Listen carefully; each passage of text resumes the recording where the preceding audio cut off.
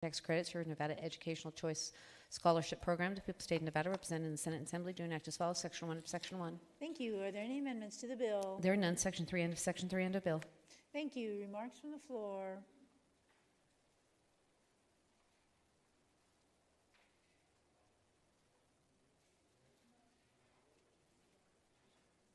Senator Dondero Loop. Thank you, Madam President. Assembly Bill 458, in its first reprint, eliminates the 10% annual increase in the tax credits against the modified business tax that may be awarded to donations made to an eligible scholarship organization under the Nevada Educational Choice Scholarship Program, which was originally approved by the legislature in Assembly Bill 165 of the 2015 session.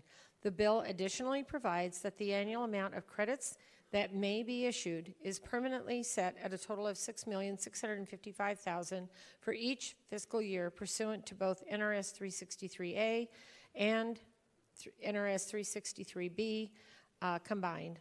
This act becomes effective upon passage and approval for the purpose of adopting regulations and performing any other administrative tasks that are necessary to carry out the provision of this act, and on July 1st, 2019 for all other purposes.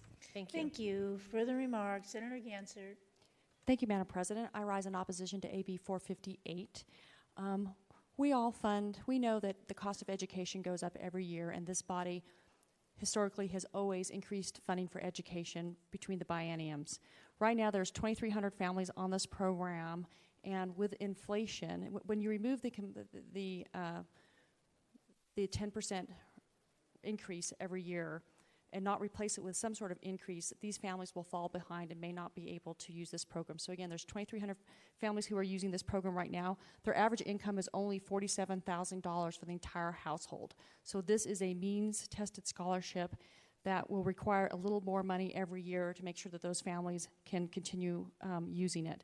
The type of children who are in this program may have been bullied, may have not been able to find a public school that suits their needs, and we also have a number of families that have children with disabilities.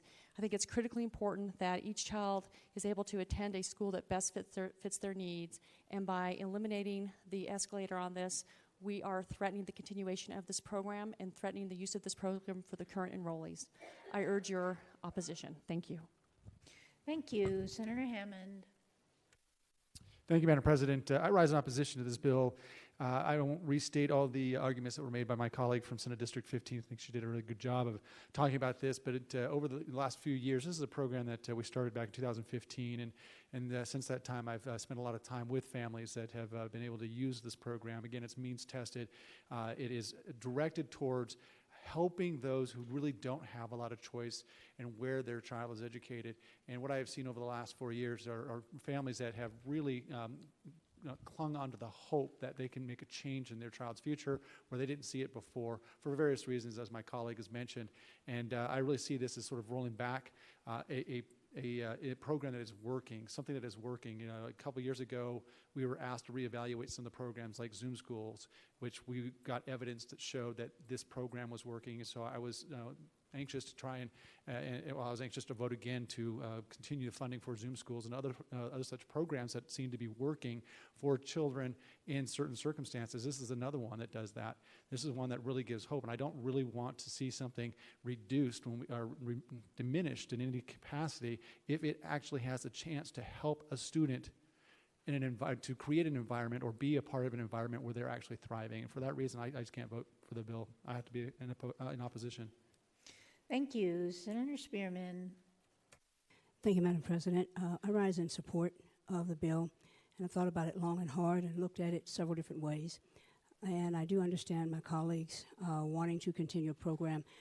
But as I looked at the bill, there's nothing in the bill that says that private individuals or even businesses can't donate. Last year, in last session, 2017, we passed Senate Bill 400 that's now codified in NRS 231. And the purpose of that was for success contracts, and that was anything that someone wanted to donate to or wanted to help us accomplish as a state, they could do that. So the fact that the tax credits may be going away does not mean that the money has to go away, because those who believe in this strongly, I believe, still have an opportunity to follow that belief. Thank you. Thank you. Senator Dennis. Thank you, Madam President. And I'm not going to speak to whether it's a good or bad program. I think that that's we're trying to get to that. I just wanted to clear the record that the comment was made that this has been means tested, and I don't believe that enough evaluation has been done yet to say that. I think that there are some good things happening and perhaps some things that aren't happening well, but I just wanted to make sure that the record was clear that we still don't have all the information that we need as far as how this program is working. Thank you. Thank you. Senator Pickard. Thank you, Madam Chair, and I appreciate the comments that have been made. I, too, have been meeting with the families as late as last Saturday. Met with a good number of them. And the thing that surprises me is as we watch the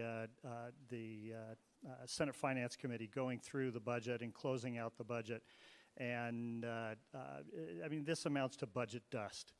There's no reason why, with the savings that we've already found, that we can't fund this, why we have to cap this program. And this program serves the neediest students, the students that cannot find an adequate project or an adequate program in their existing schools. So I would suggest that this limitation is unnecessary, and eventually these families will be falling off, and I just think it's a total mistake. Thank you. Further remarks. Senator Dondero Loop. Thank you, Madam President. I rise in support. And I would, too, like to, first of all, clarify that there is nothing in our budget that is dust. And second of all, I would like to confirm what my other senator said, that there is nothing in this bill that prevents anyone from donating to their favorite local school for any reason, including public school parents. So we have many, many choices in this state, and I would rise to tell you we have many fine choices in this state. We have a lot of effective and qualified teachers, and we have a lot of really great schools that are producing results and are having many of their children graduate at a high level with valedictorian degrees and what have you, and moving on to prestigious universities. And so I think the fact that we discount any of our public schools is just wrong, in my opinion.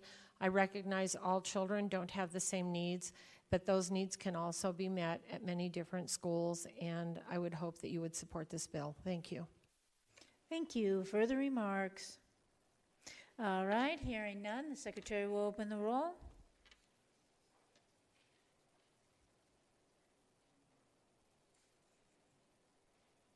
All right, looks like everyone's voted. Does anyone wish to change his or her vote? All right, the Secretary will close the roll. The vote on Assembly Bill 458 is 13 in favor, 8 against. Bill having received a constitutional majority is declared passed. Order to the Assembly. Assembly Bill number 462, introduced by Assembly Committee on Education, revises provisions relating to charter schools, People's State of Nevada, represented in the Senate Assembly, do enact as follows. Section 1 of Section 1. Thank you. Are there any amendments to the bill? There are none. Section 10, this act becomes effective upon passage and approval. End of bill. Thank you. Remarks from the floor.